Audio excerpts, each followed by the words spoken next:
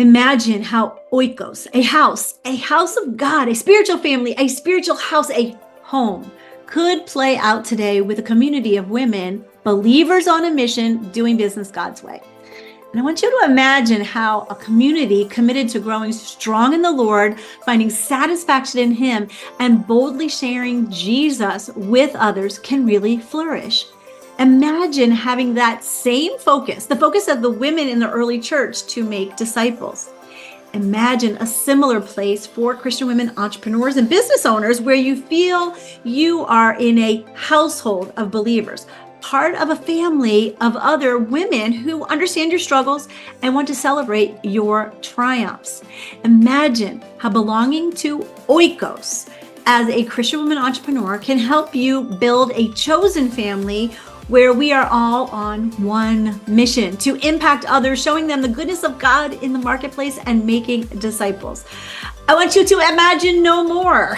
Join us, wise woman, as we take you through the steps of creating your own spiritual family outside of the church by answering 4 simple questions. What should a spiritual family do? Who needs to be in a spiritual family?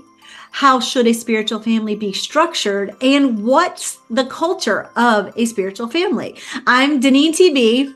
And this is Mary Alore. And we want to demonstrate how, by creating your own spiritual family, it can challenge and inspire you to do your own work better and give you a place where together we each can pour into one another our wisdom and our care. I know for me, it's been a totally vital to have this type of spiritual family of women, this community supporting me. I know it's been that way for you too, I imagine. Mary? Right, definitely. All the women who poured into me and we poured into them, and I've learned so much from everybody. Yeah, the Calling Clarity community has really given me the sisters, the accountability partners, and the friends who really know me, love me, and help me. So we can really, I love it because we go deep to understand one another's businesses, but also to understand one another's hearts with what we're doing. Yeah, definitely. And like I said, we've met women from all over the world, and we've gotten to know some wonderful things about their hearts too, that we would have never had the opportunity to do. But so true. Before we get into our discussion on OIKOS and building your spiritual family, we want to remind everybody to subscribe to the channel if you're watching on YouTube. And if you're listening, make sure you're following us and give us a 5-star rating. And please do share the episode, whatever platform you're on. Yes, please do. You know, each day we connect with people in our networking groups, in our online communities, with potential clients, and in other business dealings. And having a spiritual family, a community of believers behind us, allows us to stay strong every single day that we go out into our marketplace. That's what we want to talk about today, and how we can build that, how we can really create that for ourselves. Because I don't think most of us have an inner circle, Mary. No, I don't think so. I don't think that most of us do. That inner circle that helps us stay confident as believers. We need others like that we need that inner circle in our life just to help us to talk about any difficulties or just to ask for trusted advice. Yeah, we need somebody that's going to support us. It's going to stand by us, that has our back, so to speak. Right. Okay. So that brings us to the first step in creating your spiritual family, is really asking the first question is, what should a spiritual family do?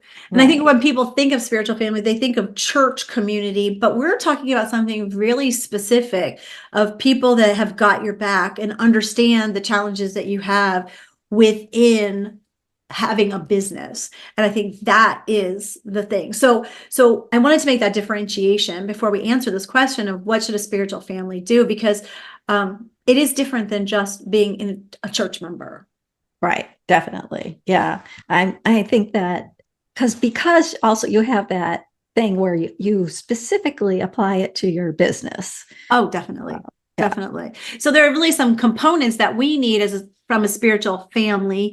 And I think one of the things, and we're going to talk about the fact how we meet these needs within our community. So if we get tired of talking about our community, it's because we've thought through all of these things as well, and why it's important for us to have it, and what we've seen benefits of it. So first of all, is studying God's word together. That's why we have Bible study. Yep, absolutely.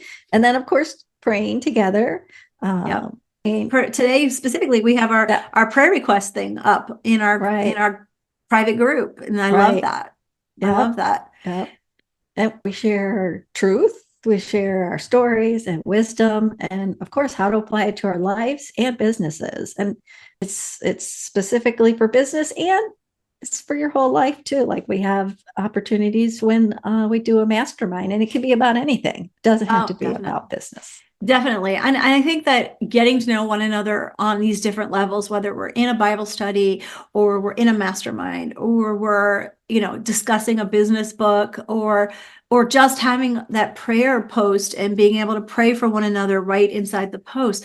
These are all ways that we are just modeling a godly life, and how we help one another, and giving, like you said, that godly advice for business practices. What's the best thing that we can do, and all of those different things. It for me, when I went into business, it was limiting to just be at the Bible study at church, because it wasn't everyone understood some of the challenges that I was having, whether they were ethical challenges, or if they were just, how to do business God's way, the better way, because not everybody was in business. And I just feel like this has been a great place that I can see other role models, and I can model for people as well. Yes. So I like that. Yes. I like that a lot. How we treat people, I like the way we decided that this is a one another community. It's not just about you or myself giving all the advice, but it's actually everyone bringing their brilliance to the table. And that's what we need to do. We need to collect these different people in our lives. We do. And it goes to this verse, Romans 12:4-5, that says, just as our bodies have many parts and each part has a special function, so is it with Christ's body. We are many parts of one body, and we all belong to each other.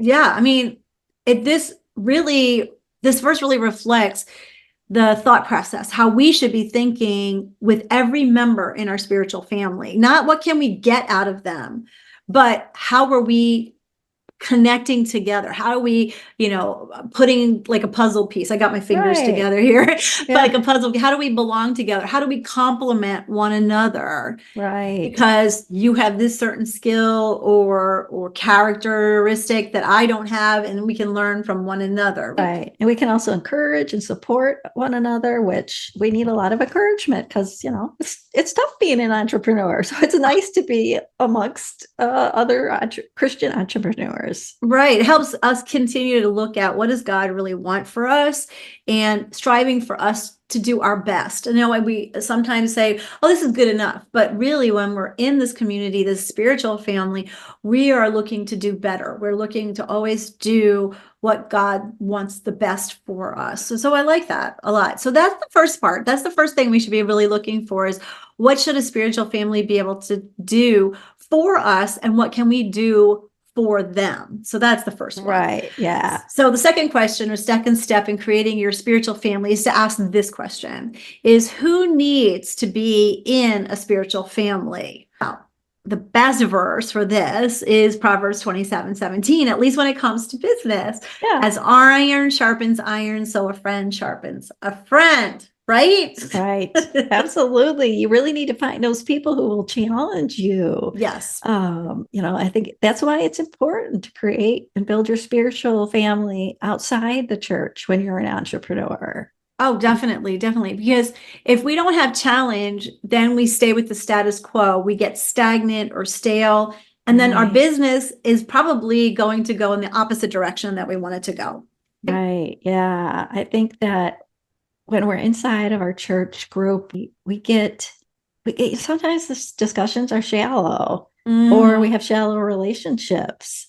Yeah, I think because we get everybody thinks the same way. What is that? Homogeneous in your beliefs. We all believe the same way. We all think the same way. So there's not that pushback, that challenge that can come from even what your beliefs are. Right. Because if you're in a spiritual family or community that has lots of different denominations or different people, this spiritual family is going to challenge you to really dive into what you believe. And like you said, instead of having those shallow relationships, it's going to work on deepening those relationships, right? Right. Yeah. Yeah, definitely. I know we've had discussions that have gotten kind of heated at times. Right. Yeah. Yeah. And that's okay. We need to, again, iron sharpen iron. What happens when iron sharpens iron? It gets hot.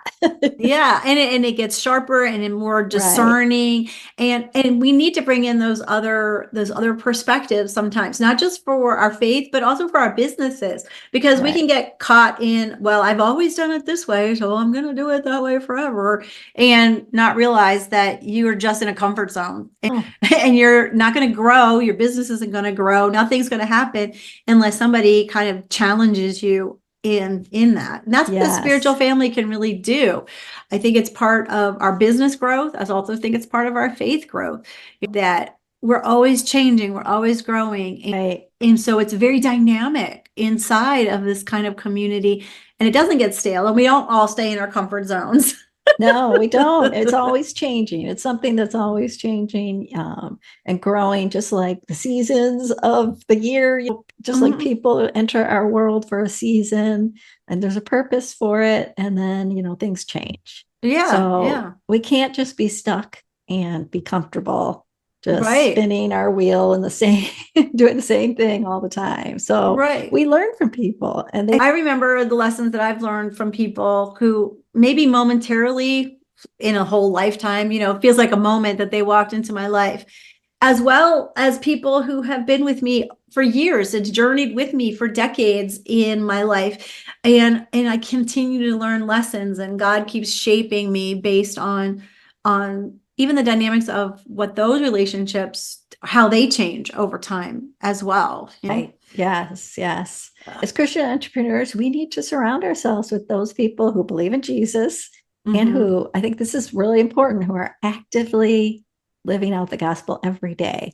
I love this kind of community because with it, I think it's like the perfect blend. This spiritual family is a perfect blend of Christians who love one another, who are willing to support one another, but they're still also learning from one another in ways that again, in your church community, you might not get all these sides, the personal, the professional, and the spiritual growth. Right. Because the focus is on spiritual growth, but we always, and my important thing that I always like is that we have to be able to apply it to our lives. That is the biggest thing. If we can't apply it to what's happening in our life, it can't just be this general thing. And I've been that way since I grew up in church, and I didn't get a lot of stuff from the Bible because it never was applied to me. And when I started teaching the Bible to children first and then to women, I made sure that there were applicable things everywhere. How do we translate this into our business or our marriage or how we're moms or how we support in our community or whatever it is? What does that look like? So that we have that seamless life, that life that's not compartmentalized, it's not siloed off, that we show up the same way all the time. Right. So I really like that. Yeah. So we've already gotten through these first two questions, Mary. What does a spiritual family do? And hopefully we've explored that enough for everyone. And then who needs to be in a spiritual family, or who needs to be in your spiritual family, right? Yeah. So before we continue, I always like to ask our listeners, our watchers, so what are you looking for specifically in a Christian business community? I'd love for you to put that in the comments. What expectations do you have for this kind of spiritual family? Maybe it's something you haven't thought about before. Maybe this is the first time you thought, oh, maybe I should be looking for somebody who is a spiritual family outside of church. So let us know down in the comments. What are you thinking? What are your thoughts? What would you expect if you were constructing your own spiritual family? Who would you want to see in there? what would you want to be happening in there? So I think these are great questions. So we'd love for you to comment and let us know, because it's also going to help our algorithm, because you subscribe and you do all the things. Commenting. All the things helps us. Exactly. Okay. So our third question that we are going to ask today, so we can really discern about this spiritual family, is how should a spiritual family be structured? I love this, because unlike our real families, we get to choose to be in this family. Yes, that is true.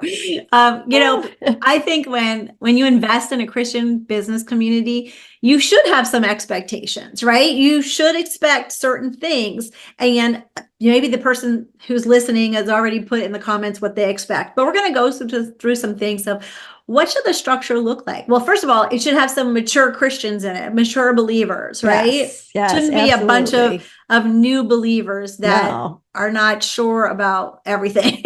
Right. Yes, exactly. So a couple of mature believers, a couple of people in the middle, a couple of new Christians, because you get so many different questions and perspectives. It's good to hear those things, right? But then you need the mature believers too. Yeah, and I think that's the mature believers are the ones that probably are being called by God to create this type of community. Right. Just like I felt very led to create this type of community. And if anyone doesn't know, I went to Bible college. I've certified in Bible studies, and now I do apologetics. I mean, this is something that's very important to me. And that's why I think God has asked me to make these kind of spiritual family, this OIKOS community, because we need somebody in there that's going to anchor it. And even if it's not someone who doesn't know everything about the Bible, at least they'll take everybody back to the Bible. Right. That's so important. Yeah. And that let's explore this together. I don't have to know everything, but let's explore that question together. Let's go see what the Bible says and have that discussion. Right. I think the other part, go ahead. I'm sorry. Oh, I was going to say the next part of it is that these people are willing to serve each other and they're willing to help out no matter what the situation. It could be personal things, professional or spiritual. They're really there to serve. They're not there just to be consumers. They're not just there to consume whatever is going on in teaching, but they want to give back. A lot of times in business communities are set up so that just the coach is the person that's giving all of the advice. And that's not how a spiritual family should be. Even a business spiritual family, a Christian business community shouldn't be like that. It has to provide opportunities for everybody to kind of to serve, right? As you said, and opportunities to give back, give that practical assistance. And I think about us asking our members to put master classes in our library that are their specialty, or give a workshop with their specialty. And we need to provide opportunities for that so that it isn't consumer based. Like, so I'm just here when I can get something out of this, but really committed to serving one another. I really like that because I really think that helps create that sense of belonging. I belong here because some people are depending on me, or they want me to show up. We do. We want you to show up, and we want your input and to share your gifts with the greater good, for the greater good. Yeah, so definitely. It does create that belonging. Like, you belong here and we want you here. One of the things that we're reading right now is the book, what is it called? Who Belongs in Your Room? Or Who's in Your Room? And I've been listening to it, and it is just so interesting how we allow people in our rooms that aren't always good for us. I know. And they keep talking about the doorkeeper and the concierge. So the doorkeeper is the person that's actually letting those people in your room. So creating this spiritual family is like allowing certain people into your room because they never leave your room. They are always in your room because they have some kind of influence on you. Now, they might be back in the corner later in your life or whatever. But the concierge is the one who kind of brings the people to the forefront that you need. They're the ones that are orchestrating this, right? And it just makes me think, creating a spiritual family is like that. Who am I letting in the room? Not because I'm gonna gain something from them, but because we can mutually benefit one another. Exactly. So, Yeah. and I think that's what's important about creating, like, even inside of the community, what we call routines or rituals of like when we're going to show up, because if it's haphazard, then it's not going to feel too organized. No, it's not going to feel organized. And then you're seen as somebody that we can't count on. So you have to show up. We have to show up and we have to be there for them. Even if nobody else shows up, we show up. Yep. And we record it. And so it's there. And I mean, really, I want to have a spiritual family, a healthy spiritual family that really can take you away from the turmoil of life and bring you into that routine, into that place where I can depend on these events to happen. I can depend on these discussions. I can bring my questions, that it's really a reciprocal kind of relationship, that it's definitely a helping one another, all those different verses, right? Right. Yeah. So, it says in Romans 12:5, in Christ, we, though many, form one body, and each member belongs to all the others. I think that's the mindset that we don't have when we go into a lot of these business communities. We go in thinking, I'm going to get all the information I can from whoever the leader is. Right. And the other thing is, I'm going to put out my thing and hope people buy it. Oh, yeah. I'm just going to promote myself. I'm just going to promote myself. Right. Yeah. I'm not going to give any value. I'm just going to promote. And that's the difference. Creating a spiritual family, business spiritual family, is about that, that reciprocal, that giving, that, sharing of yourself, providing value to the people in the group, because then that's going to even help with the know, like, and trust factor, that they will buy from you, but they got to know you first. You can't just throw out your promotion. Right. You can't just be like speed networking. Like, I do this. This is what I do. Okay, bye. Bye. Yeah, exactly. So glad to meet you. Right. All right. Exactly. So our last question for our spiritual family, for creating this spiritual family, is what's the culture of a spiritual family? And I think we've talked a lot about the culture of it, because while in a family, we need to decide and define it. It's really defined by each one of us. It often comes down to who has supported you, who is willing to step up, and who will make a sacrifice for you. So if you think about these things, are you getting that from the different communities that you belong to already? Right. Yeah.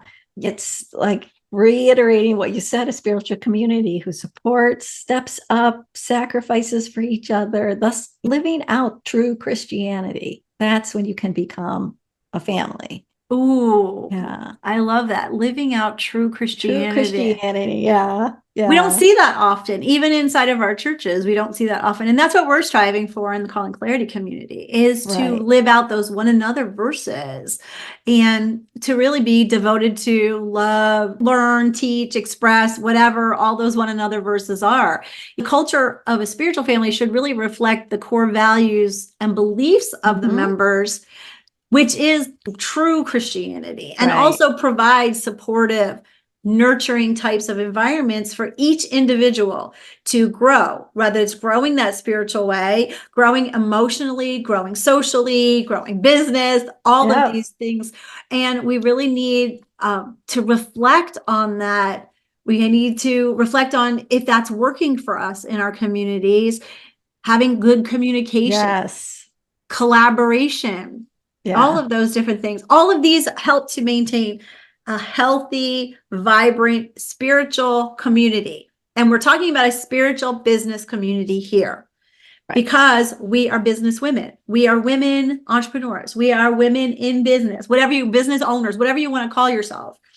Yes. And God's called us here, and we need to make sure that we're in a place that is supporting all the pieces for you to grow your business, grow yourself, grow in all those areas, right? Yes. So what does this look like for? I know. What is that all about? How do you do that?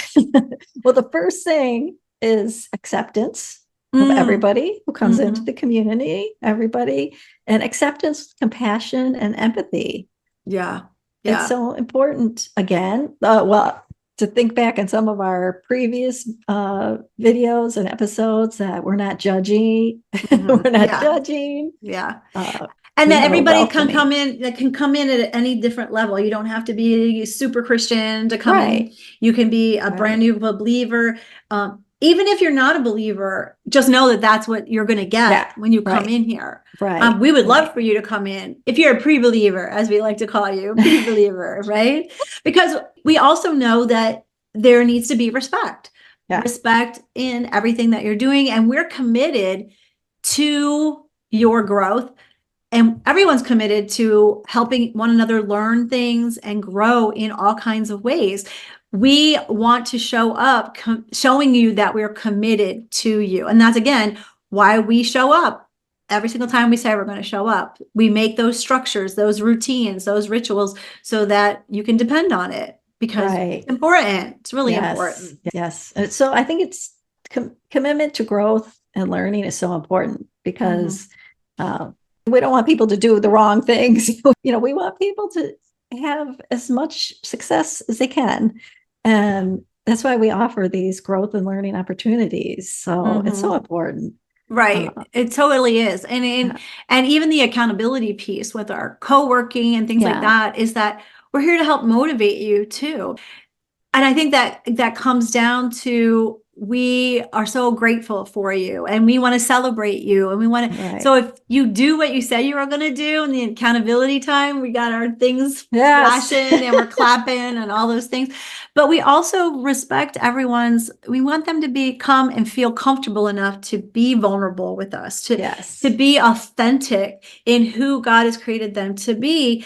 And not to leave you there, not to leave you in your comfort zone, not to leave you in that place, but to help grow you personally, help grow spiritually. So you're developing those fruits of the Spirit, help grow your business, because like you said, not reinventing the wheel and showing you some tricks of the trade, so to speak, because we've already been there, done that, and didn't work. Right. Right. And with that is our stewardship of each other, and we have responsibility to one another. Again, back to the one another things. We have that stewardship and responsibility. And just like Romans 12:10 says, love each other with genuine affection and take delight in honoring each other. Yeah, I love that. And by providing or cultivating a culture that prioritizes things like connection, support, personal growth, we can really create a spiritual family within our businesses that fosters that sense of belonging, that sense of fulfillment, and of course, purpose. We're all on the same mission, right? To make disciples. We are. So back to what Deneen said, either imagine the space, imagine it's space for Christian women, entrepreneurs, and business owners, where you feel like you're in a household of other women believers and part of a family of other women who understand your struggles and want to celebrate your triumphs. Every single week, women come into a space that we've created by community. We want that connection. We want those touches. And we seek to be known by other women who show up in the room as well. You can create a spiritual family that will support you and your business efforts. How can you do that? Well, by understanding what the spiritual family should do for you and what you can do for them. Who needs to be in your spiritual family? What are we looking for? Who are we looking for? And how a true spiritual family should be structured. What does it look like when it's not the coach show? And what the culture of a spiritual family needs to be for your success. God has given us every opportunity to create and build this spiritual family of believers, this OIKOS. And we want to invite you, wise woman, to belong to OIKOS also. Yes. Well, thanks for joining us today on the Truth in Business Show. Remember that we'd love to chat with you about the Calling Clarity community and all that's available to you through OIKOS. So check out the link below in the description. Check out the community and to make an appointment to talk to Deneen one-on-one. Awesome. Let us know in the comments what you're thinking about creating your spiritual family for business. And if you're loving the content here, please don't forget to like, share, subscribe, all those things. And if you're listening on the podcast, please make sure to follow us here and give us a review. This is DeneenTB and Mary Alore. Have a great rest of your day. And as always, be filled to overflowing.